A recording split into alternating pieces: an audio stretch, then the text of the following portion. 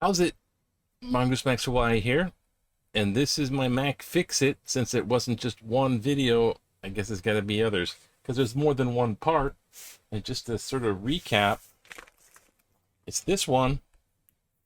Started off with the charging port right here. That is a new part, but in order to get to that part, it had to be completely opened up and taken apart. And as it's taken apart, there's a couple of wires, and I just remembered I don't have my, there it is. I have a little kit that has all the kind of screwdrivers. They'll come, you can get them at different, sometimes you get these at hardware stores and stuff like that. Or if you replace the battery, they'll send you a complimentary pair usually. The ones that, oh, this is the try one. So when replacing that part, I had to remove the back and bring up the logic board, which unfortunately is a little difficult to do when removing it from the back. And when that happened, first you have to remove the fans, and I'm removing the last two screws. I had it in with two screws, so then to over and out and over and out. And when I'm taking out the back the second time, well, the first time, this is, look, this is what it looks like. The back opened up. It's the back. It's unscrewed. You go from very careful to kind of rough, and that's not good. The two fans come out. The battery gets unplugged, and that's probably going to come out. This is probably going to come out. I think I can leave that blue thing in there.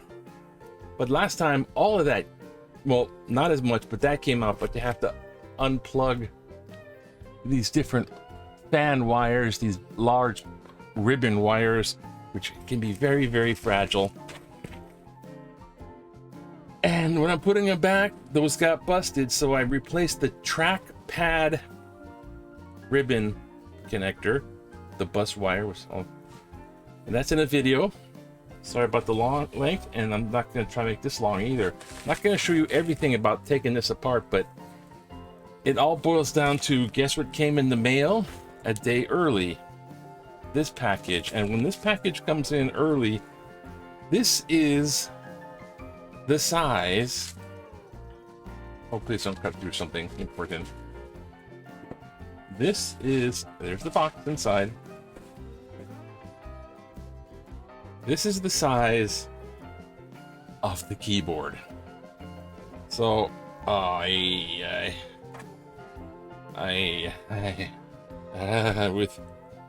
with great awe and trepidation, with wonder, excitement, and also cautionary thing, I'm going to perform this one today because all may rest upon it. Okay, the box, the protective padding. This is where you got to start being really careful because these little thingies can be, and there it is. So it has the pad of the numbers and alphanumeric stuff, but back there, that's the thing. And the important thing, I think, is that this piece comes with, you see that little round tabby on there? That's the power button. And now a power button don't work because this one broken inside here is not connected, I think because of this wire. This flat little wire here. That one there was all fragile. And I think maybe because this thing, the parts were old and it was very like delicate, because a lot of electricity goes through. It gets hot, cold, a lot of electricity for a long period of time. And so it's like bent over parts, and then when you replace parts and you just go like this, it's brittle, snaps easy. Thinking that's probably the main reason. So here's the keyboard part. I'm gonna be very careful not to dent, don't dent. I even got a new clipboard today by accident. They're selling clipboards for back to school, because this is kind of back to school. Back to school for me. Lesson 1, don't mess up. Okay, so there it is. I'm going to start, and I'm going to show you using this maybe a little along the way. So here's the beginning. Now I'm going to go on pause.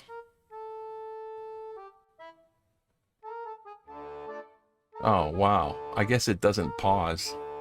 This is a little bit of a stretch, so I thought I'd voice so over, far so good, because the audio's a with little the compromised. logic board removal.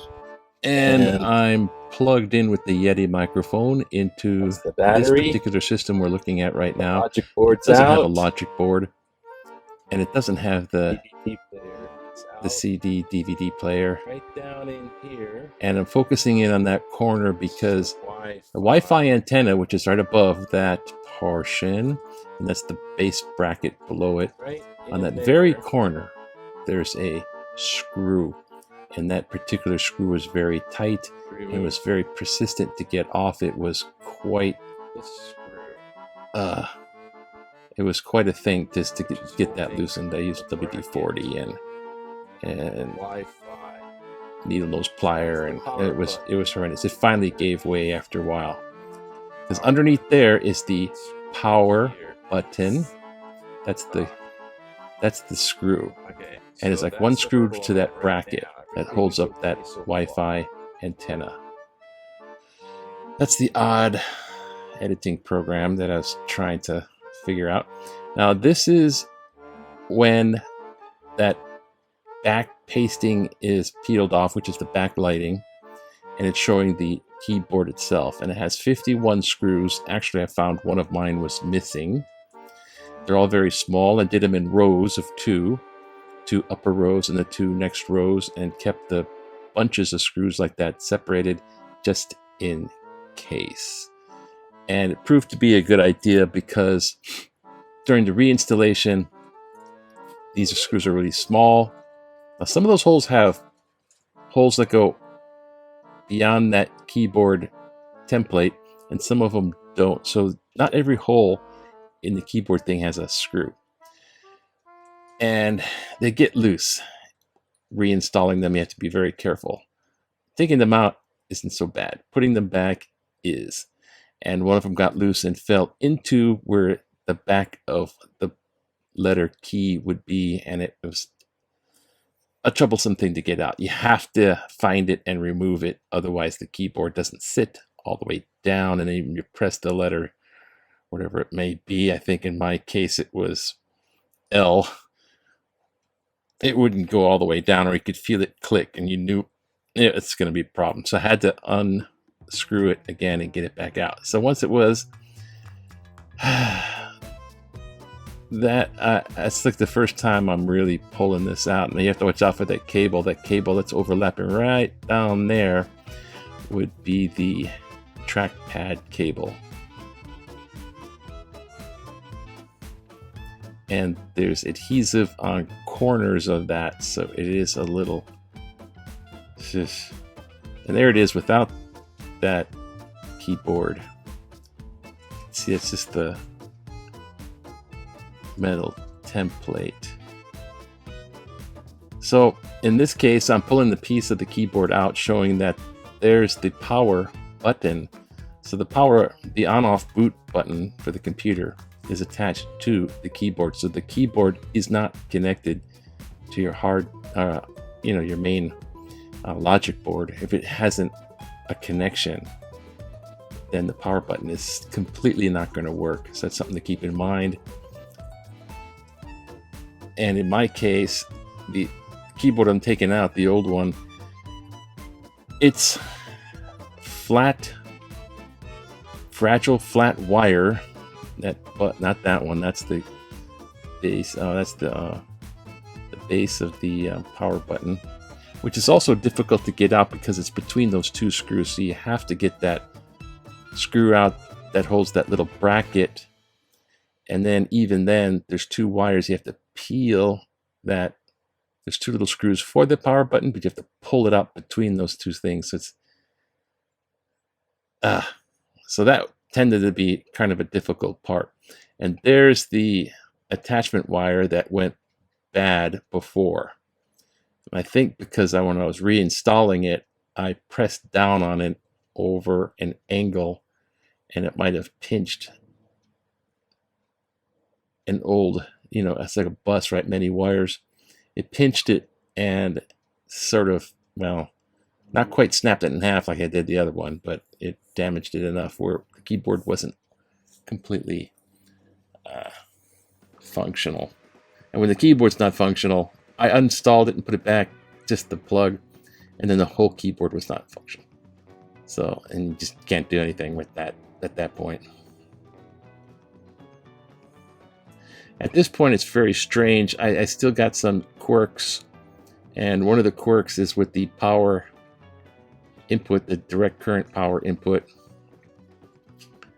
and one of my USB ports is out. The other one does work, but it seems to, I think it might be with faulty cables too. So, I mean, a faulty charger, the mag charger. And those are the side with the, where the USBs and stuff would go through the main chassis. Sounds like pulling out the new one. The audio is really terrible on this thing, and I'm just showing. I'm not trying to make a how-to. If you want the how-to one, go to the Save Apple Dollar. I think that was the one I used. It's a good one. So that's had a tape, a piece of tape on it on the very end to preserve the conductivity of it, but I left it on just as a precaution, but it was solely that one little flip over piece of tape. It's not that hard to get off. They don't put on a lot of adhesive for that very reason. Let's see what else is I don't even know what that part was, but I was seriously considering removing it because I couldn't get that screw out in order to remove that base plate of the power switch right there. And there was also a small metal ring that went around the base of that power button, and it didn't come with the new keyboard, so luckily I saved it. And there it is. Just I assembled it off camera because I am just trying to pay attention to carefully putting back all those wires, as well as the screws are pesky too, because when you reinstall the screws, they are small, they tend to get loose. Yeah, it's a matter of practice. But anytime, and once it happened over and over a few more times, where a screw got loose and fell into the cracks, kind of where that's the protective plate over the trackpad and the keyboard, plugging those wires in. And what I'm explaining here is because the last time when I plugged in the keyboard, I had bent the wire and damaged it. It's just simply easier to unscrew the battery, 3 screws, pull the battery out completely, and then put that wire in carefully. And then putting the battery back in is easy. Just a question when you put the logic board in is to keep all those wires up and over on the top of the, if you ever remove the logic board in the back of this.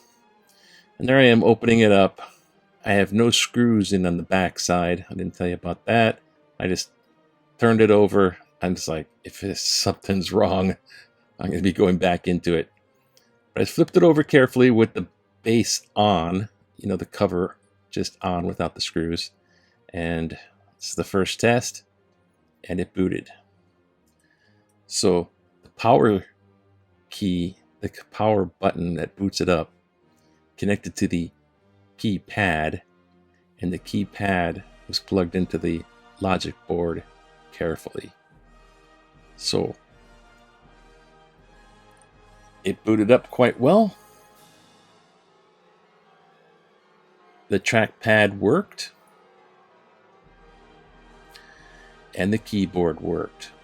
And I thought I was free and clear, but since I'm on the voiceover and this is after the fact, it was good. Just like this, it was perfect working order in a sense for about a minute or two, and then it just blanked out, just like it did right there. It just blanked out, and I didn't know what.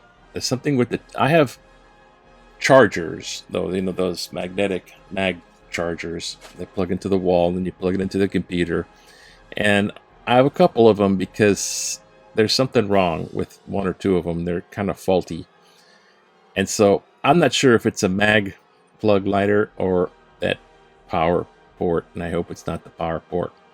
I don't think so, because the power point, the DC power that goes in, that was the initial part, and it's a new part. And this time I plugged it in very carefully. So all those parts are new, and they're plugged in carefully, so there shouldn't be much issue, except there was some corrosion on the part of the logic board that was near the USB ports and this and that, because those areas get exposure to air, and I got salt air that comes in from over the ocean breeze kind of thing. So it's very corrosive to the electronics. And there it is. I'm pulling up a blank Word document page just to test the keyboard. Caps And lock. I see seems lights. to be doing fine. S.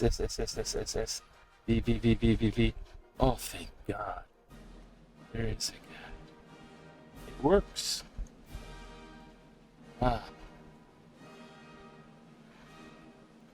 See, keyboard works. 1, 2, 3.